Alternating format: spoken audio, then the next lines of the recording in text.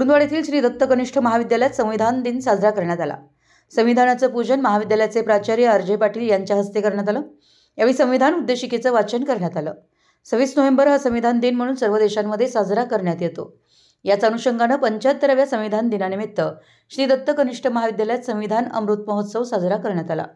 यावेळी संविधानाचं पूजन करून विद्यार्थ्यांना संविधानाविषयी माहिती देण्यात आली। यावेळी बोलताना महाविद्यालयाचे सहाय्यक शिक्षक एस.डी. भोजे म्हणाले, आज सर्व देशांमध्ये 75वा संविधान दिन संविधान अमृत महोत्सव म्हणून साजरा करण्यात येतोय। संविधान दिन हा लोकशाहीसाठी महत्त्वाचा दिवस आहे। संविधान निर्मात्याने सांगितलेल्या पीडितांच्या इच्छा आणि स्वप्नांची पूर्तता करण्याची मोहीम काळाबरोबर सुरू आहे। संविधानाने प्रत्येक गरज आणि अपेक्षा पूर्ण केल्या। 20 नोव्हेंबर 1950 पासून संविधानाची अंमलबजावणी सुरू झाली। भारतीय संविधानात समाजवादी, धर्मनिरपेक्ष, लोकशाही, गणराज्य घडवण्याचा आणि नागरिकांना सामाजिक, आर्थिक, राजनैतिक, न्याय, विचार, अभिव्यक्ती, स्वातंत्र्य, एकात्मता, बंधुता आणि मूल्यांचा विचार केलेला आहे। भारतीय संविधान हे एक जिवंत दस्तऐवज आहे, जे देशाच्या विकासात आणि लोकांच्या जीवनात गुणवत्तेत महत्त्वपूर्ण भूमिका बजावते।